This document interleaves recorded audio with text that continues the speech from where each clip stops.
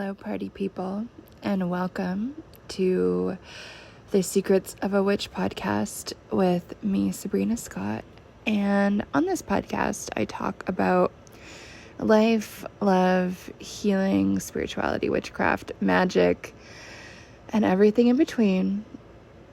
And for today's episode, I feel called to riff a little bit about the Barbie movie. And I know you guys are like, I can't believe you actually watched that. And like, to be fair, it was never really on my radar. I never really cared. I'm much more of like a dark, serious movie type of person. I'm more of a documentary person. Like, I don't really do anything other than that, to be honest with you, in terms of film. But it's become such a big touch point in the cultural conversation right now.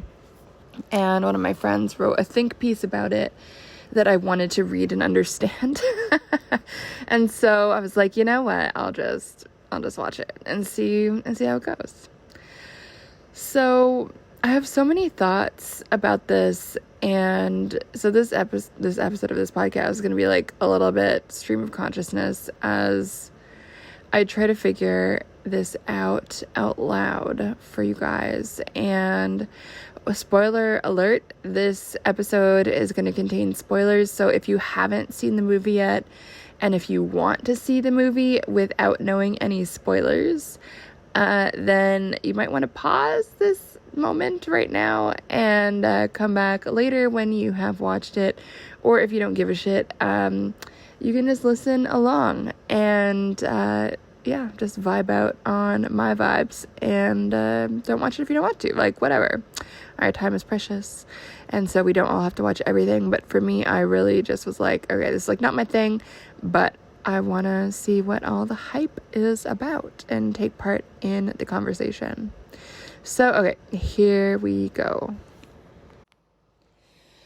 So I have a lot of thoughts. So let me see, where do I begin? One of the things that is very present for me with this film and with the topic of Barbie. So, okay, actually, let me backtrack a little bit. And as I know, like, everyone, I guess, had a different relationship to Barbie, but I've always liked Barbie dolls. Like, when I was a kid, like, I loved dolls. I've always loved that for some reason. Like, it's never bothered me. Like, Barbie never triggered me as a kid, even though I was like a weirdo tomboy that like looked like a boy for a lot of my childhood.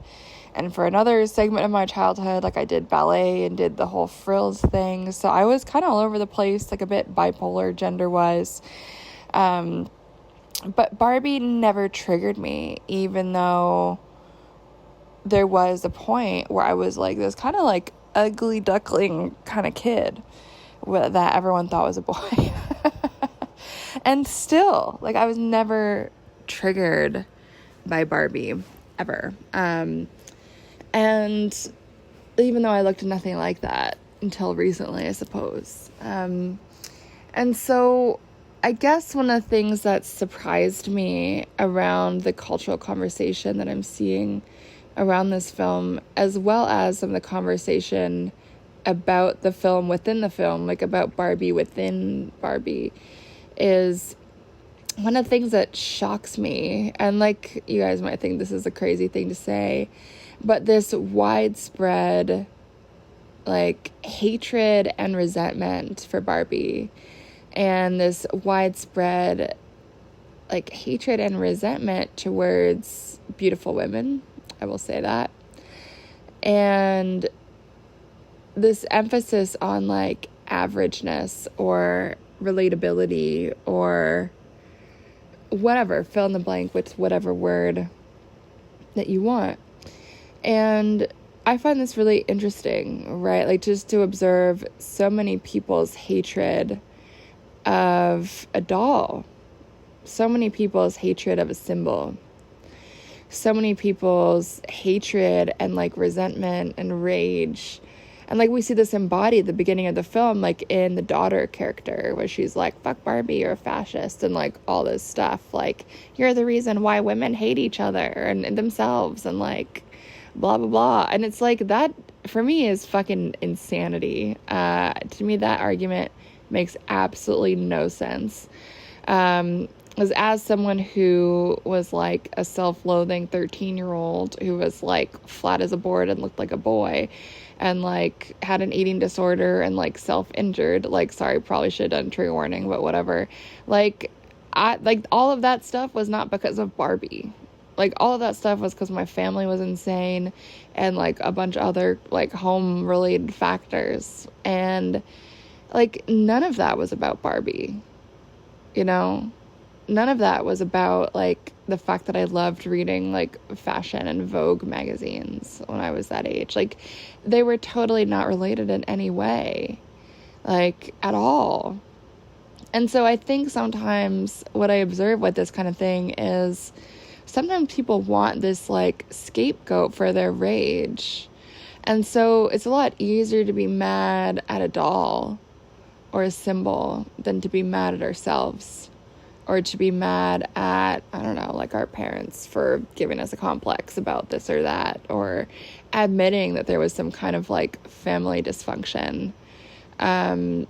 You know what I mean? And so, like, this is going to sound like maybe a bit of an overstatement, but it really isn't. Like, it breaks my heart to observe this type of thing. You know, that instead of self-reflecting on our own behavior, on our own family history, on our own participation in dysfunction, and instead of taking responsibility for our own brains, our own bodies, our own relationship to our brain and our body and our life and our own happiness and our own inner peace, instead of taking all of that on stride as something that is individual and so important for each of us to figure out, instead of doing that, like, it upsets me a little bit that so many people are so content just to scapegoat a symbol or, you know, a doll. And I don't know, I just find it very unfortunate. And the other thing that I feel like doesn't get talked about enough is that there are women who look that beautiful. Like, obviously, like, we see, like, the actress in the film, like, and obviously there's so many different types of beauty. Like, I think everyone is beautiful in their own way, personally. But, of course, like, she is beautiful. Like, Margot Robbie is. Like, there's no way to, like, you know, you can't really deny that. Like, you would be insane to deny that, I think, personally. And Barbie represents that type of beauty, and there are women who fucking look like that. There are beautiful women. It is a thing. It is a thing. And I guess only kind of more recently in the last few years became like beautiful in a particular way. And I'll talk about that in depth in, I guess, another episode, because it's like not like that journey is not really like that relevant to what I'm talking about right now. But maybe it kind of is, and that like the way I've been treated by some people as a result of it has taken me by surprise. And it's a journey I went on 100% for myself. Like, I truly don't really give a shit like what anyone else has to say about it. But I was in a situation recently that kind of made me reflect on all of this and made me a little bit sad. And it was in like a mixed, like, gender kind of like social setting, like a networking kind of event. And what I noticed was like a lot of women like hated me just due to like how I looked and due to the attention that I was getting from the men in the room. And I wasn't even really noticing that until like the end of the thing, like where I was like, God, why are these people who I like thought were nice are like being like, these women are being like fucking weird to me. Like, what the fuck is that about?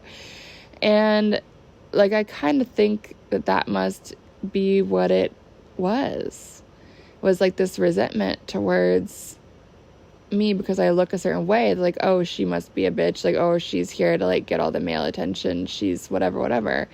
And it's like, I just look the way I look, and that's how it is. And I've found it like more challenging, actually. It's going to sound like an insane thing to say, but like, I've found it more challenging to make like female friends, like since I up-leveled my appearance. And I did not really expect that. Like, I'm not complaining. It is what it is. It's the life that I've chosen, and that is okay.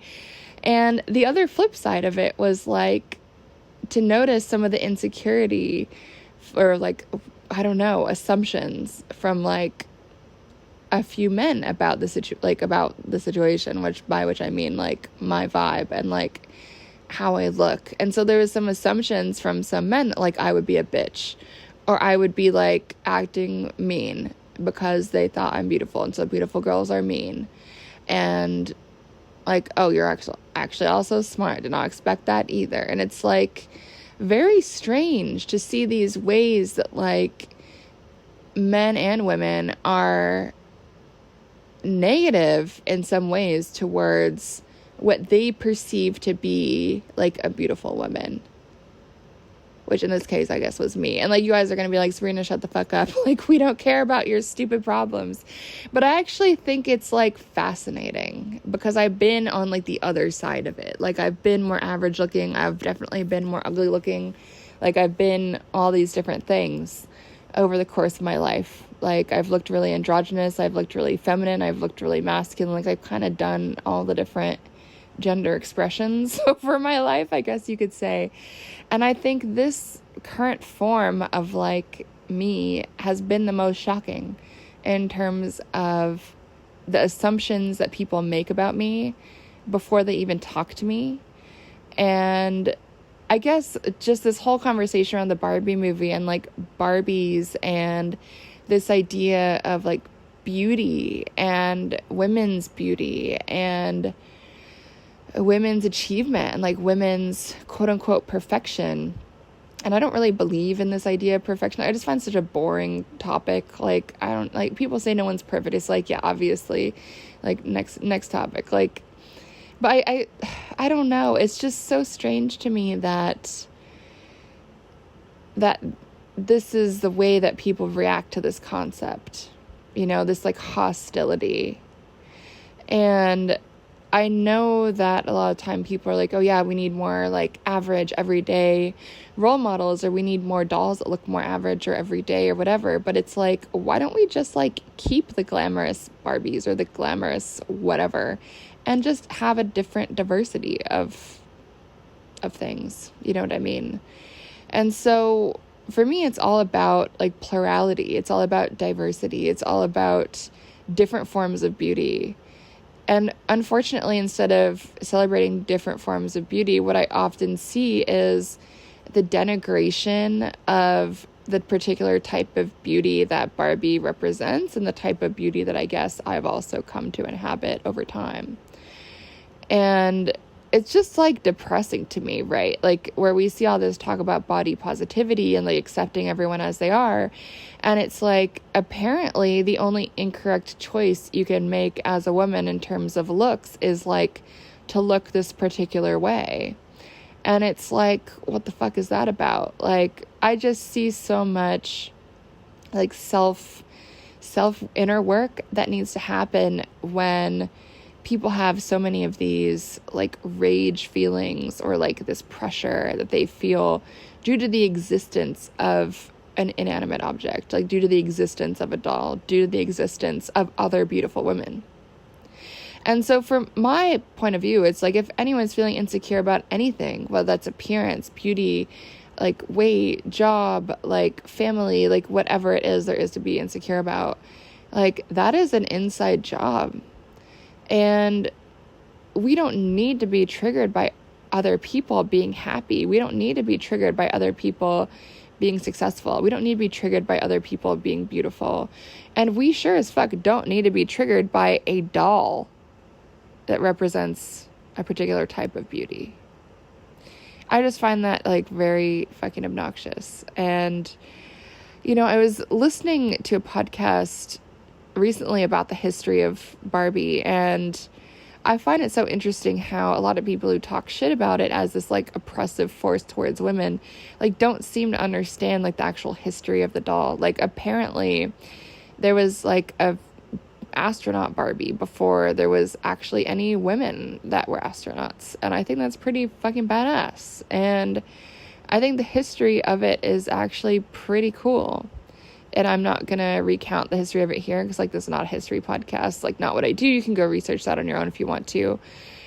But, like, I just think everyone has become so insecure, and I just find that really unfortunate. And I think there's room for all of us. And it just is upsetting to me that instead of people dealing with their own insecurity and their own trigger and, like, noticing that and observing it and getting curious about it, instead of getting curious about, oh, I'm triggered, or, like, I'm upset, or I'm feeling insecure, I'm feeling threatened. Why is that? What can I do about that? What might have caused this? Getting curious. Instead of all of that, the easier thing to do that most people choose to do, and which now I fucking experience all the time in person, unfortunately, is to, like, lash out at the threatening entity, like the person that they believe is beautiful, or let's say successful, or whatever that person is triggered by or envious of. And I just would love to see more conversation about that rather than this, like, fake, like, self-proclaimed feminist, like, shit talking of a fucking Barbie doll. Like, it's just like, can we just all grow up and take some deep breaths and do that inner work so that something as simple as a doll representing beauty, a particular type of beauty, does not fucking trigger us. It's just ridiculous. That's my opinion. And so that's the thing. And I realize that is kind of only tangentially related to the film. But I feel like it's also a part of it. It's also a big part of the whole conversation around this film. Like, why does it exist? The conversation, like, the transformation that the character, the main character, Margot Robbie's character, is, like, supposedly having in the film, like, around being real, being perfect, being all these things. And so I feel like that is a big theme in the film, you know, these reactions to perfection and the journey of life, of existence, of reality, all of these different things. And I could talk about that for a while. But what's interesting about the film is that it's kind of this, like, commentary on the commentary on the commentary. It's, like, very meta in a lot of ways, which I did appreciate. And, like, I did find it to be quite a funny movie, and it's obviously, like, a bit of a satire. And I know I could talk a lot about the gender dynamics of this film. Like, I find it very interesting that there's, like, a fat female Barbie in the film, but, like, there's no fat men in this film. Like, all the men kind of have the same body tape exactly. I find that very interesting. And, like, I'm kind of bored by this, like, academic critique of films like this, to be honest, where it's like representation and blah blah blah, and, like, this represents this represents that, and, like, honestly, it was very clearly, you know, that they wanted to make sure that they represented everybody, and, like, it was a very, like, inclusive type of film, and, like, a race perspective, like, lots of different folks from different backgrounds, which is on one hand cool, but on the other hand, it's, like, very, like, clear to see that they're doing this, like, quota, like, film by committee type of thing. What else do I want to say about this? There's so much I could say about it from a masculine energy, feminine energy perspective, as you guys have known that I've been talking about this for a little while. Like, and it's a satire, I think. And so I don't really want to, like, make the, I think, incorrect assumption that this filmmaker is saying this is how the world should be, that, like, you know, women should rule the world and men should all be, like, doing nothing. Like, I don't think that's what the filmmaker is suggesting. I don't think that's what the film is actually suggesting. Like, I think it's just kind of a satire that is complicated. But what's interesting to me is there wasn't really any, like, positive masculinity in the film. Like, there was no, like, I feel like the men were very, like, dehumanized in the film. Like, they're all kind of, like, dumb and, like, just not intelligent. Like, they all just were kind of, like, I don't know, like, running around like chickens without heads. And in some ways that was, like, entertaining. Like, I thought Michael Cera's character was hilarious. And I know that this isn't supposed to be, like, a, oh, we need one character to represent like the healthy masculine man. And like, I'm very bored by that type of critique. So I don't even think that this film necessarily needed that. But I do find it very interesting, like the way that gender is being talked about in this film. And I think it does echo the way that a lot of contemporary feminists talk about gender, where like women are kind of assumed to be like competent and exhausted and overcompensating for these like idiot bumbling husbands. And like there's even an idiot bumbling husband in the film. And like I'm just so bored of that narrative. And whenever women complain to me, like in a social setting, like obviously not in a coaching counseling setting, like for my coaching type of things, obviously like I deal with it in a very different way in my personal life. When I'm in my personal life, I'm like, why the fuck do you deal with this? Like why do you tolerate like a bumbling dumbass husband who is useless? It's like learned helplessness. Like why? And obviously, like with coaching stuff, I deal with it a bit differently. Like we deal with questions like that in a really different way. And again, I'm not accredited as any type of counselor or whatever, but I do find the sessions I do with folks to be helpful for them. So that's just my little plug. If you're curious about that, let me know. But I do find it interesting, right? This like trope of the useless man. And I don't really like that trope. Like, I don't find it to be true. I don't feel like that trope benefits women. It doesn't benefit men either.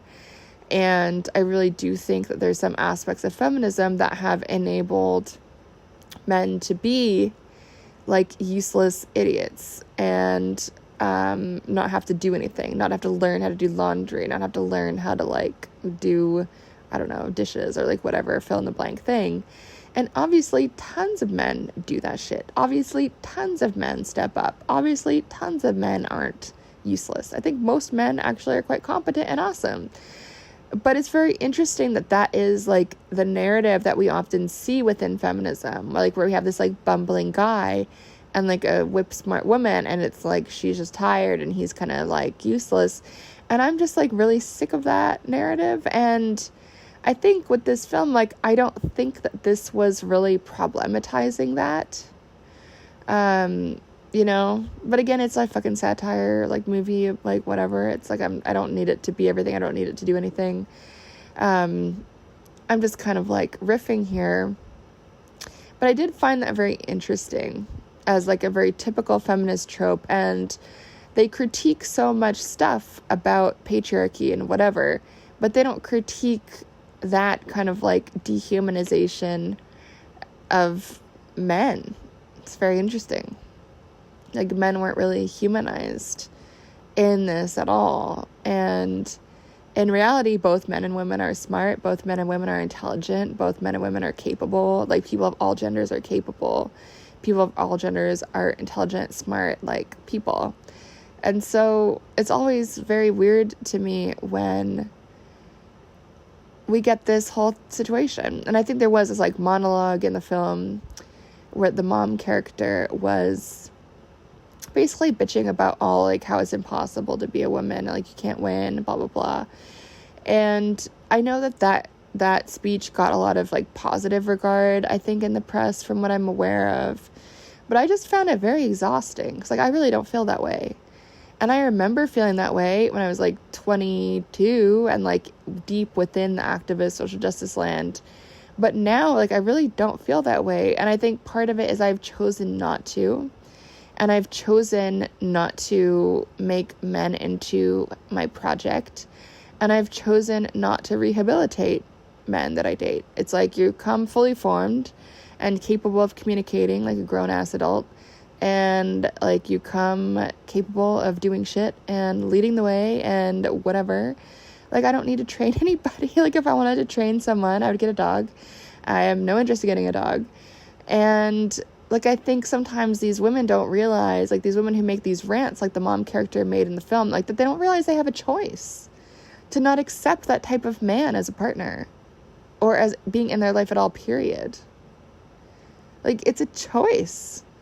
And I hate to say this, but like what I've learned is that we really get what we put up with. And so if we really want to get rid of like the bumbling male like characters in film and in our lives, like we just have to decide that we are not going to put up with it. It's like really simple, actually. And I think a lot of women are so afraid of ending up alone or whatever that they accept this type of crap. But then they end up like with this pent up rage and this like hiding of who they really are and like an unhappiness. And we do see that in the mom character in the film. Like literally, she creates like suicidal Barbie basically because she's depressed. And like obviously like the bumbling male husband is like not the only reason for that, most likely. But it's like I see that happen with so many women who are just allowing themselves to settle for less than they want because they've convinced themselves that the fairy tale is not possible, and they've convinced themselves like all men are shit, and like that's a fucking shitty thing to convince yourself of, like no offense, but like if that's where you're at right now, I really hope that you're able to pull yourself out of that, because life is better once you accept that actually not all men are bumbling idiots, and most of them are actually pretty fucking cool and very highly competent and like fucking fun to talk to and are happy to help and like are very competent, you know? And I just feel like that's a conversation that a lot of people are not ready for. You know, it's like, where is the women's responsibility in making space for this like bumbling male figure? Because a woman can choose to not tolerate that. Right now, that is a choice that we have right now, this year in 2023. That is the thing. And that is a thing I would like to see more in the conversation about gender dynamics, right? And I don't know, I'm just like a little bit sick of this idea being like pumped out where it's like, oh, all men are dumb, or like all men suck, or all men are idiots, or whatever. And I'm not being an apologist for men, obviously. That being said, like, this thing in like with the film, for instance, like the only competent characters were women, and I guess some people might say like, well, but there's so many films where the only competent characters are men, and it's like, okay, sure, like I guess like like none come to mind, to be honest with you. I think that's like less of a thing than people think it is, but I just find that very interesting. And like, again, obviously it's a satire, so it's supposed to be like a bit hyperbolic. It's supposed to be a bit over exaggerated. It's like, I get that. What I am concerned about is that people will see this as a bit of a manifesto and they won't see it as a satire. And I'm hoping that it's a satire of a lot of things. I'm hoping it's a satire of a particular type of feminism. I'm hoping it's a satire about certain gender things. I don't know that it is. Like, I don't actually know that it is. It might not be. You know, like, I think a lot of people like this movie for reasons that I probably wouldn't even think the movie is about. And so if it is satire, I'm curious if it's going to go over people's heads and people just take it at face value. I'm really not sure. And so I think there's some ambiguity with this film. There really is. On a lighter note, I found all the horse shit in it very hilarious. And just a lot of it was like very funny, like laugh out loud funny. Like there was some parts of it that were obviously very like silly and ridiculous. And I don't honestly understand why this movie was made. I really don't. I don't think it needed to be made. I think it's interesting that it was made. And I think it's very interesting that it occupies this very huge space in the cultural conversation right now. Like, everyone's talking about this movie. Literally everybody. So I think that is an interesting thing. Like, I think we're in this, like, culture clash right now, this gender war clash right now, where people are really confused about what their gender roles are and like what they feel about gender, and everyone's like fucking confused. And I could talk about that forever, especially in a dating context, but I'll leave that for another episode. But okay, this is already a 30-minute long episode, so I'm gonna stop talking now. I'll probably have other things to say if I think about it a little bit more, but those are my initial thoughts. And I know that like beautiful women get no sympathy, And I'm kind of sick of that. It's like, why can't we just all just fucking like each other and be happy? And happiness is an inside job. And if you are unhappy because of the existence of a doll or a beautiful human or whatever, please take some responsibility for your own mental well-being. It is an inside job. It really, really is. If Barbie went out of business tomorrow, or if they made just like average, everyday looking, like, whatever type of Barbies or dolls or whatever, which, like, why the fuck not? But if that's what people did as the result of, everyone talking about this, like, I'm sure a lot of people would still be very triggered and very miserable about something. And so it really is that internal thing that we all need to face and come to terms with. Because if it's not around beauty, it's absolutely going to be around something else. It's going to be around success. It's going to be around family. It's going to be around money. It's going to be around friendship. It's going to be around the physical body. It's going to be around fitness. Like, it's going to be around something. And so it's best to get right with yourself. Right? So that's what I feel. Anyway, so that's enough about that for now. Thank you all for listening to my ramble. I'm sure I will have more thoughts as I talk about the film with friends and other people and think about it more. Like, we'll see how long it lingers in the public conversation. So I'm kind of curious what's going to happen with that. But feel free to let me know your thoughts. Don't be mean, though, because, like, why? Like, life is too short. Anyway, you can say hello to me on email at ceo@sabrinamscott.com. My Instagram is Sabrina M. Scott. I'm still on Instagram break for a few more days, so I will not get back to you immediately. And what else I want to plug?